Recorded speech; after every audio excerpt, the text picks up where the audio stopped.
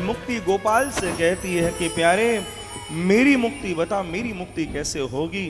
तो भगवान कहते हैं कि भैया जो मुक्ति के चाहने वाले होंगे वह तो तेरा आश्रय प्राप्त करेंगे तो मुक्त हो जाएंगे, लेकिन मुक्ति तू भी जब मेरे भक्तों के चरणों से उड़ी हुई जो धूल है उस धूल का आश्रय तू प्राप्त करेगी तो तू भी मुक्त हो जाएगी।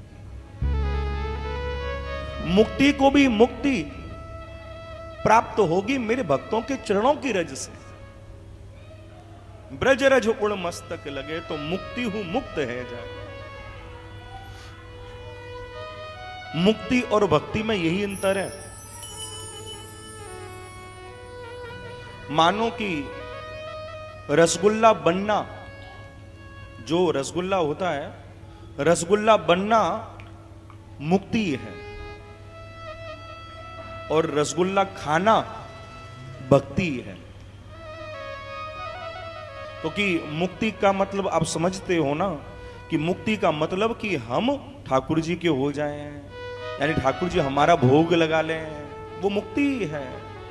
और भक्ति क्या है जैसे मुक्ति में उस गुलाब जामुन को, उस रसगुल्ले को ठाकुर जी खा गए, भक्ति में उसी ही रसगुल्ले के पीछे ठाकुर जी दौड़ते हैं।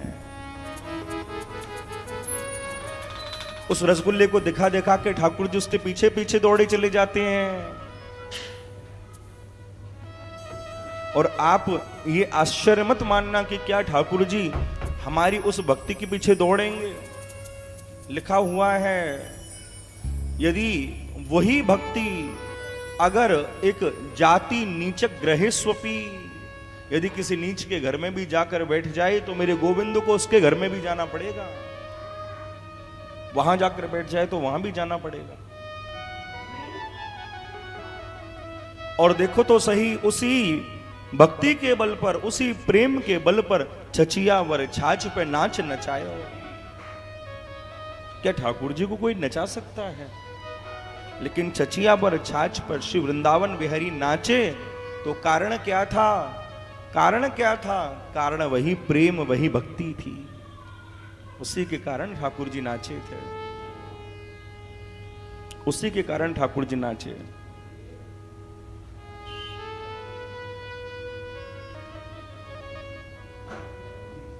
आप लोगों ने सुना हो भगवान सदैव अपनी वाणी में भागवत का प्रसंग है।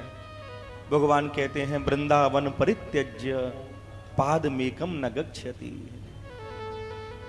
जिस वृंदावन का आश्रय मेरे भक्त प्राप्त करते हैं, जिस वृंदावन में मैं वैकुंठ को छोड़कर आया, उस वृंदावन को छोड़कर पल भर के लिए भी नहीं मैं बाहर जाता। भैया यदि वृंदावन में आप रह रहे हो बिना अपराध के, बिना कोई पाप किए, लेकिन चद्दर डालकर भी सो रहे हो, तो भैया वो वृंदावन तब भी तुम्हें मुक्त कर देगा, तब भी तुम्हें भक्ति प्राप्त करा देगा। ये वृंदावन की विशेषता है। और इसका मतलब ये नहीं कि वृंदावन केवल चद्दर डालकर सोने के लिए ही जाओ, कि भैया वृंदावन में चैन से सोएंगे, 1 महीने सोकर आए। कहने का भाव है जो वृंदावन केवल जीव को सोने मात्र से भक्ति की प्राप्ति करा देता है, उसी वृंदावन में यदि गोविंद का भजन किया जाए तो क्या होगा। बड़े गुरुदेव कहा करते थे कि वृंदावन में चल रहा हुआ व्यक्ति ठाकुर जी की परिक्रमा दे रहा है।